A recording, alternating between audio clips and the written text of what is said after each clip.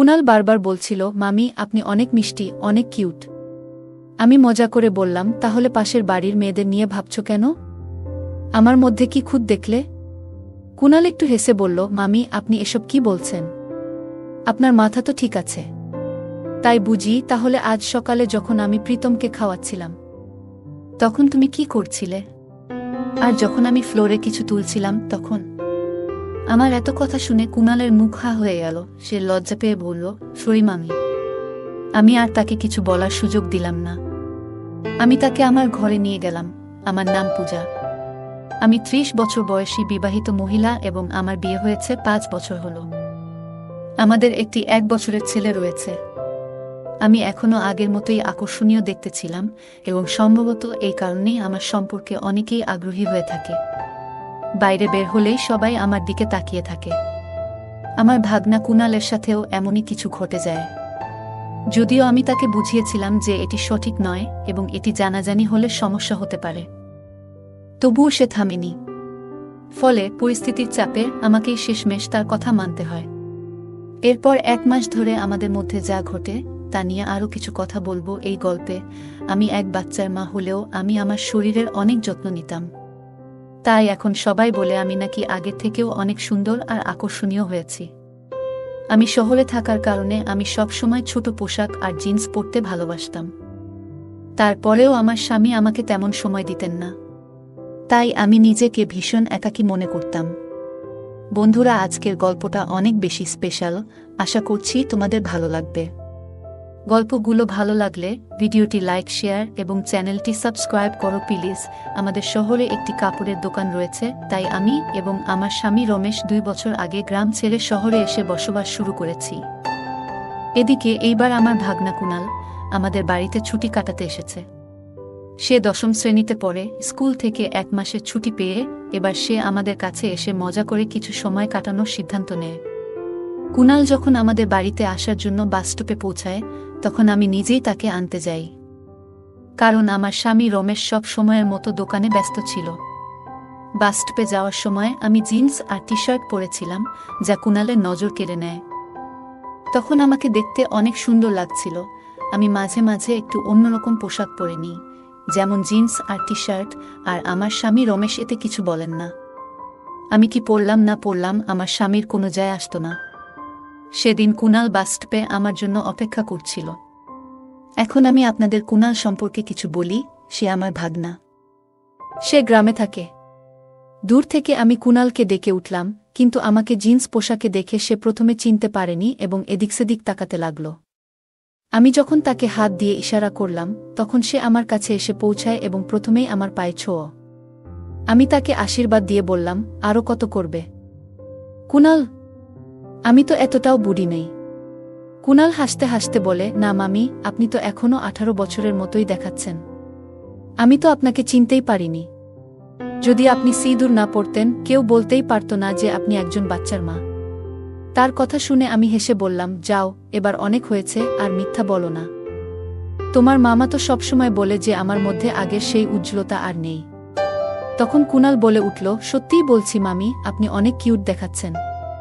মনে হচ্ছে আগের থেকে অনেক সুন্দর লাগছেন। কুনালের মুখ থেকে নিজের প্রশংসা শুনে আমি একটু খুশিই হচ্ছিলাম, কারণ রমেশ আমার স্বামী তো কখনো আমার প্রশংসা করে না। কাজ সেরে বাড়ি ফেরার সময় সারাটা পথ কুনাল আমার সাথে কথায় মশগুল ছিল। কুনালের আমার হাত ধরে রেখেছিল এবং আমি বললাম, তুমি তো আর ছোট নও যে হারিয়ে যাবে। তখন কুনাল মজা করে বলল, কি হয়েছে মামি? হাত ধরলে কি আপনার হাত মলা হয়ে যাবে নাকি? কুনালের উচ্চতা আমার থেকে সামান্য কম ছিল, আর আমি সেদিন শাড়ি পরিনি, তাই একটু অস্বস্তি হচ্ছিল। বাড়িতে পৌঁছানোর পর কুনাল গোসল সেরে নিল। আমি তার জন্য চা এবং কিছু নাশতা তৈরি করে দিলাম। তারপর আমরা একসঙ্গে বসে চা খেলাম। এই সময় আমি কুনালের কাছে তার মা ও পরিবারের সবার খোঁজ খবর নিলাম এবং রমেশকেও ফোন করে জানিয়ে দিলাম যে কুনাল এসে গেছে। আমার ছেলে প্রীতম, যাকে আমরা আদর করে খুব প্রীতমখু বলে ডাকি, তখনও ঘুমাচ্ছিল। গল্প করতে করতে আমি মজা করে কুনালকে জিজ্ঞেস করলাম, এই যে কোনো গার্লফ্রেন্ড বানিয়েছ নাকি এখনও সিঙ্গেল ঘুরছ? আমার মুখে এমন প্রশ্ন শুনে কুনাল একটু লজ্জা পেল। আমি হাসতে হাসতে বললাম, আর বলেও ফেলো। এত লজ্জা পাচ্ছ কেন? আমি তো আর তোমার মাকে কিছু বলবো না। তখন কুনাল একটু হেসে বলল, আসলে মামি, একটা মেয়ে আছে, কিন্তু আমি এখনো কিছু বলিনি। আমি আবার মজা করে বললাম, ওহ, তাহলে এখনো কিছু বলেনি? কুনাল মজা করে বলল, মামি, কথা তো দূরের কথা, কুনালের কথা শুনে আমি এত হাসছিলাম যে পেটে ব্যথা হয়ে গেল। গল্প করতে করতে কখন বিকেল 5টা বেজে গেছে বুঝতেই পারিনি। এদিকে আমার ছেলে প্রীতম ঘুম থেকে উঠে গেছে, তাই কুনাল তার সাথে খেলতে শুরু করল, আর আমি বাড়ির কাজকর্মে ব্যস্ত হয়ে গেলাম। কিছুক্ষণ পর কুনাল প্রীতমকে নিয়ে আমার কাছে এলো, কারণ সে কাঁদছিল। কুনাল বলল, মামি, অনেকক্ষণ ধরে সে শান্ত হচ্ছে না, আপনি একটু সামলান। আমি বুঝলাম হয়তো ও ক্ষুধার্ত, কারণ দুপুরেও তাকে খাওয়ানো হয়নি, তাই আমি রান্নাঘরে গিয়ে প্রীতমকে খাওয়াতে শুরু করলাম। এ সময় দেখলাম কুনাল আমার দিকে তাকিয়ে আছে, আর আমি চোখ ফেরাতেই সে সরে গেল। আমি বুঝতে পারছিলাম তার মনের মধ্যে কিছু চলছে। আমি মৃদু হেসে বললাম, কি হয়েছে কুনাল? এতে লজ্জা পাওয়ার কি আছে? এরপর আমি তাকে বললাম, প্রীতমকে বিছানায় শুইয়ে দাও, এখন অনেকক্ষণ ঘুমাবে। তারপর আমি সবার জন্য রাতের খাবার তৈরি করতে ব্যস্ত হয়ে পড়লাম। এতক্ষণে রমেশও দোকান থেকে বাড়ি ফিরে এলো। রাতে রমেশ কাজ সেরে গোসল করে খাওয়ার জন্য বারান্দায় চলে এলেন।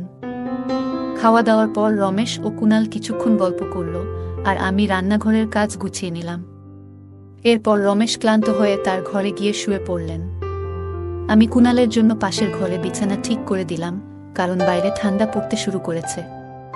তারপর আমি নিজের ঘরে চলে গেলাম। ততক্ষণে রমেশ আমাদের ছেলে প্রীতমকে দোলনায় শুইয়ে দিয়েছে এবং আমার অপেক্ষায় ছিল। কিন্তু যখন আমি চুল বেঁধে বিছানায় পৌঁছালাম, দেখলাম রমেশ অপেক্ষা করতে করতে ঘুমিয়ে পড়েছে। এটা দেখে আমার সব অনুভূতিই ম্লান হয়ে গেল, কারণ গত কিছুদিন ধরে রমেশ বেশ চিন্তিত ছিল। সম্ভবত দোকানের কাজ ভালোমতো চলছিল না, তাই তাকে জাগালাম না, কারণ তার মানসিক চাপ বাড়াতে চাইনি। একটু মন খারাপ নিয়ে আমিও শুয়ে পড়লাম। কিন্তু তখন হঠাৎ মনে পড়ল যে আজ কুনাল এসেছে। সময় কাটানোর জন্য তার ঘরের দিকে চলে গেলাম। গিয়ে দেখলাম কুনাল বিছানায় শুয়ে সিনেমা দেখছে। আমাকে দেখে সে উঠে বসে বলল, মামি, কি হয়েছে? আপনি এখনো ঘুমাননি? আমি হেসে বললাম, না রে, কিছু না, ঘুম আসছে না, তাই ভাবলাম তোমার সাথে একটু কথা বলি। আমি বললাম, তোমার কাছে চলে এলাম। আচ্ছা, কি দেখছো? কুনাল মুচকি হেসে বলল, কিছু না মামি, ঘুম আসছে না, তাই সিনেমা চালিয়ে রেখেছি। আমি মজা করে বললাম, ওহ, কেমন সিনেমা? কোনো বিশেষ সিনেমা তো দেখছো না? কুনাল লজ্জা পেয়ে বলল, আরে না মামি, আপনি এসব কি বলছেন? তখন আমি হাসতে হাসতে বললাম, কেন, হিন্দি রোমান্টিক সিনেমা তুমি দেখো না নাকি? কুনাল বলল, হ্যাঁ, মাঝে মাঝে দেখি। এরপর কুনালও মজা করে জানতে চাইল, মামি, আপনি কি দেখেন? আমি হেসে বললাম, আরে হ্যাঁ, আমি তো তোমার মতোই মাঝে মাঝে দেখি। কুনাল হাসতে হাসতে বলল, আপনি এত মজার মজার কথা বলেন মামি, ইচ্ছা করে আপনার সাথে সারা রাত গল্প করি। আমি হেসে বললাম, 1 মাস থাকলে দেখবে আমার কথা শুনতে শুনতে তোমারও বিরক্ত লাগবে, যেমন তোমার মামার হয়। তখন কুনাল একটু অবাক করে বলল, মামি, যদি কিছু মনে না করেন, একটা কথা বলবো। আমি বললাম, বলো কুনাল, আমি কেন কিছু মনে করব? কুনাল বলল, মামি, যদি আপনার আশেপাশে আমার বয়সী কোনো মিষ্টি মেয়ে থাকে, তাহলে আমার সাথে একটু আলাপ করিয়ে দেবেন, তাহলে আমার ছুটিগুলোও ভালো কাটবে। আমি একটু মজা করে বললাম, ওহ, ভালো তো, এতই সহজ ভাবছ তুমি। কুনাল বারবার বলছিল, মামি, আপনি অনেক মিষ্টি, অনেক কিউট। আমি মজা করে বললাম, তাহলে পাশের বাড়ির মেয়েদের নিয়ে ভাবছ কেন? আমার মধ্যে কি খুদ দেখলে? কুনাল একটু হেসে বলল, মামি, আপনি এসব কি বলছেন? আপনার মাথা তো ঠিক আছে, তাই তো? আমি মুখ গোমড়া করে বললাম, এটা কি বললে? কি মনে করছো আমি কিছু বুঝি না? আজ সকালে যখন আমি প্রীতমকে খাওয়াচ্ছিলাম, তখন তুমি কি করছিলে? আর যখন আমি ফ্লোরে কিছু তুলছিলাম, তখন? আমার এত কথা শুনে কুনালের মুখ হা হয়ে গেল। সে লজ্জা পেয়ে বলল, সরি মামি, আমি তো মজাক করছিলাম। আমি হেসে বললাম, আরে সরি বলার কিছু নেই, তোমরা ছেলেরা ঠিক এই রকমই, আগে গম্ভীর হয়ে কথা বলো, তারপর সরি বলে আমাদেরই অপ্রস্তুত করে দাও। তখন কুনাল আমাকে খুশি করতে বলল, মামি, আপনি রেগে গেলে আরো সুন্দর লাগে। আমি একটু মজা করে বললাম, ওটা না, এখন অনেক হয়েছে। এবার ঘুমাতে যাও, আমাকেও সকালে উঠতে হবে। যখন আমি বের হচ্ছিলাম কুনাল আমার হাত ধরে বলল, মামি আমরা তো এখন বন্ধু, কবে আবার আপনার সাথে গল্প করতে পারবো? আমি হেসে বললাম, এত সহজে নয়, সময় হলে দেখা যাবে। তারপর হাসতে হাসতে নিজের ঘরে চলে এলাম। সকালে আমি একটু দেরি করে উঠলাম। ততক্ষণে রমেশ আমার স্বামী বাইরে থেকে হাঁটাহাঁটি করে ফিরেছে এবং কুনালকেও নিয়ে এসেছে। কুনালের চোখে তখনও ঘুমের ভাব ছিল। আমি রমেশকে বললাম, কুনালের এত সকাল সকাল ঘুম ভাঙালে কেন? দেখছ, ওর চোখ এখনো লাল। রমেশ মুচকি হেসে বলল, আরে ছেলেরা সব ঠিক আছে, একটু মজাই তো করছিলাম। রমেশ বললেন, কিছু হবে না পূজা, ধীরে ধীরে অভ্যাস হয়ে যাবে, বলে চা খেতে বসলেন। ততক্ষণে প্রীতমও ঘুম থেকে উঠে গেছে, তাই আমি তাকে খাওয়াতে শুরু করলাম। এরপর রমেশ বলল, পূজা তুমি তাড়াতাড়ি আমাদের জন্য দুপুরের খাবারটা বানিয়ে দাও। আজ কুনালকে দোকানে নিয়ে যাব, সেও একটু দোকান দেখে আসুক। রমেশের মুখে কুনালকে সাথে নিয়ে যাওয়ার কথা শুনে আমার সব আনন্দ মাটি হয়ে গেল। আমি বললাম, এত তাড়াহুড়ো কেন? কালই তো এসেছে, ওকে একটু বিশ্রাম নিতে দাও। রমেশ বলল, এভাবে ঘরে বসে থাকলে ও বোর হয়ে যাবে, দোকানে গেলে মনও ভালো থাকবে। আমি একটু রেগে বললাম, তাহলে আমার কি হবে? আমি তো প্রতিদিনই ঘরে বোর হই। ভেবেছিলাম কুনাল এসেছে, একটু ভালো সময় কাটবে, আর এখন তুমি ওকে নিয়ে যাচ্ছ। তুমি চলে যাওয়ার পর বাড়িতে কথা বলার মতো কেউ থাকে না। আমার কথাগুলো শোনার পর রমেশ মুচকি হেসে আমার গাল টেনে বলল, আচ্ছা ঠিক আছে, নেব না তাহলে, এখন আর রাগ করো না। তবে সত্যি বলছি, তোমাকে রেগে গেলে আরও সুন্দর দেখায়। আমি মুখ ভার করে বললাম, এত বাড়িয়ে বাড়িয়ে প্রশংসা করতে হবে না। যদি সত্যিই নিয়ে যেতে মনস্থির করেছ, তাহলে নিয়ে যাও, আর বলবে না যে আমি কিছু শুনি না। তারপর আমি দুজনের জন্য খাবার প্যাক করে দিলাম, আর তারা দোকানের দিকে রওনা হলো। সন্ধ্যায় রমেশ ফিরে এসে সোজা স্নান করতে গেলেন, আর কুনাল এসে ঢুকল রান্নাঘরে, যেখানে আমি রুটি বানাচ্ছিলাম। এসেই সে আমার কাঁধে মাথা রেখে বলল, মামি আজ তো আপনাকে ছাড়াই সারা দিন মন বসেনি। আমি হাসি চেপে বললাম, হ্যাঁ জানি, তবে আগে বলো তো আমার জন্য কিছু আনছো কি? কুনাল হেসে বলল, হ্যাঁ মামি, নিয়ে এসেছি। আমি তাকে বললাম, তাহলে তাড়াতাড়ি স্নান সেরে নাও, এরপর আমরা সবাই মিলে খেয়ে নেব। তখন পর্যন্ত রমেশ খাওয়া শেষ করে প্রীতমের সাথে খেলায় ব্যস্ত ছিল। আমি কুনালের জন্য খাবার দিয়ে নিজে বাটিগুলো পরিষ্কার করতে শুরু করলাম। খাওয়া শেষে কুনালও তার প্লেট নিয়ে রান্নাঘরে এসে বলল, মামি আপনি তো অনেক কাজ করেন, নিশ্চয়ই ক্লান্ত হয়ে যান, চলুন আমি কিছুটা সাহায্য করি। আমি হেসে বললাম, ও এখন মামিকে ইমপ্রেস করছো নাকি? কুনাল একটু হেসে বলল, না মামি, তা নয়, তবে আজকাল আপনাকে একটু বেশি ভালো লাগছে। আমি মজার ছলে বললাম, কি ব্যাপার কুনাল, এত ভালো লাগছে কেন? কুনাল লজ্জা পেয়ে হেসে বলল, মামি আপনার সব কথারই উল্টো মানে বের করেন। এরপর আমি নিজের ঘরে গেলাম। রমেশ যেন আমারই অপেক্ষায় ছিলেন, আর প্রীতমকে তিনি প্রতিদিনের মতোই ঘুম পাড়িয়ে দিয়েছিলেন। ঘরে ঢুকতেই আমি রমেশকে জিজ্ঞেস করলাম, এখনো ঘুমাওনি? কি হয়েছে? রমেশ এসে বললেন, আসলে ঘুম আসছে না, তাই একটু জেগেছিলাম। আমি একটু মজা করেই বললাম, আচ্ছা, আর যখন আমায় ঘুম আসতো না তখন তো কিছু বলনি। রমেশ একটু থেমে বললেন, পূজা তুমি তো জানো গত কয়েকদিন ধরে দোকানের কাজটা ঠিকমতো চলছে না, তাই একটু চিন্তায় ছিলাম। আমি মুচকি হেসে বললাম, ও আচ্ছা, এত ভাবনার কিছু নেই, ঠিক হয়ে যাবে, তুমি একটু অপেক্ষা করো, আমি হাত মুখ ধুয়ে আসছি। অনেকদিন পর রমেশ জানালেন যে তিনি কিছুটা বেশি সময় আমার সাথে কাটাতে চান, আর এটাই শুনে আমার মন আনন্দে ভরে উঠল। এরপর বেশ কিছুক্ষণ ধরে আমরা একসাথে সময় কাটালাম, নানা গল্প আর হাসি ঠাট্টায় মেতে উঠলাম, যতক্ষণ না আমার হাসি থামানো মুশকিল হয়ে গেল।